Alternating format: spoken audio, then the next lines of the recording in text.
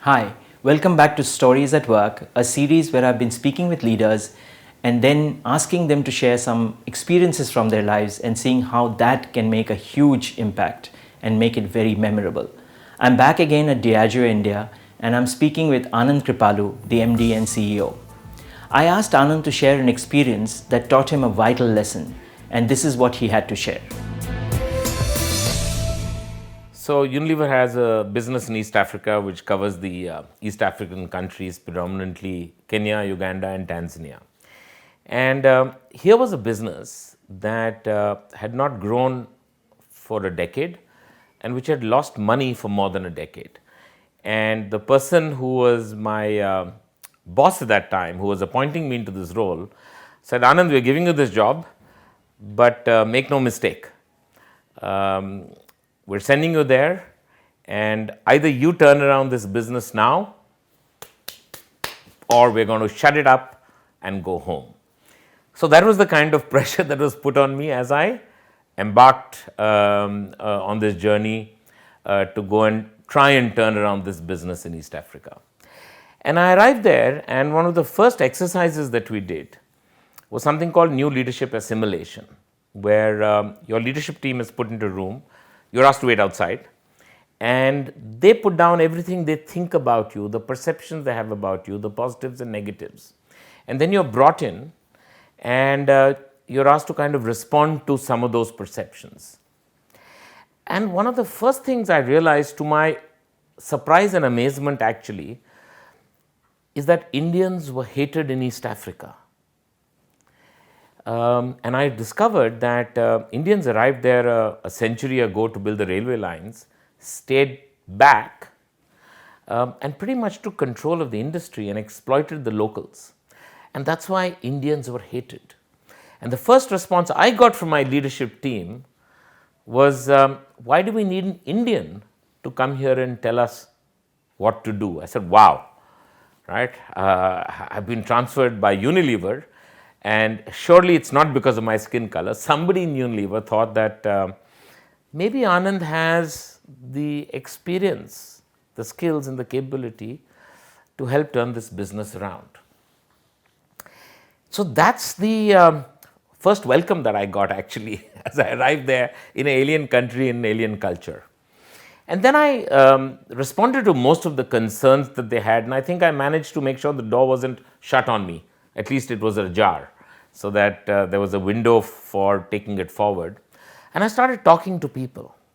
And the first thing that I realized was, it's amazing, isn't it, how people appropriate all successes and externalize all failures, right? It's quite remarkable.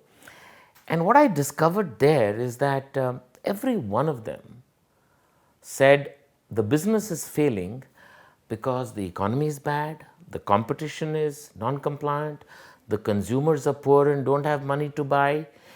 Basically, there was no reason that they ascribed to what they had done about why the business was not succeeding.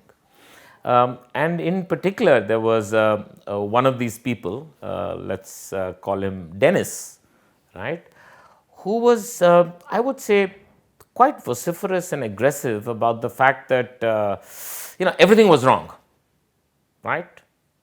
But he was fine. In other words, this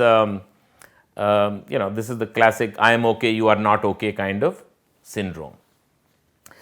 Anyway, so we went about trying to put a strategy together, working with this team, and really try to focus the team on saying,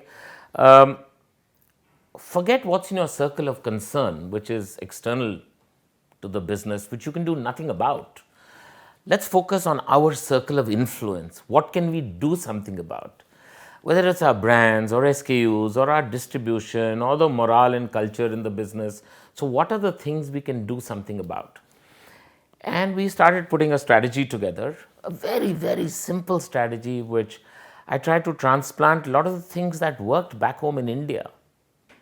A strategy to focus on small SKUs and small packs with low put down price to drive penetration. A strategy that aimed to maximize and explode distribution so that products and brands were available everywhere, and so on.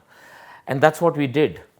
And I still remember that the first few months after we put the strategy in place, our growth over the previous year was more than 100%.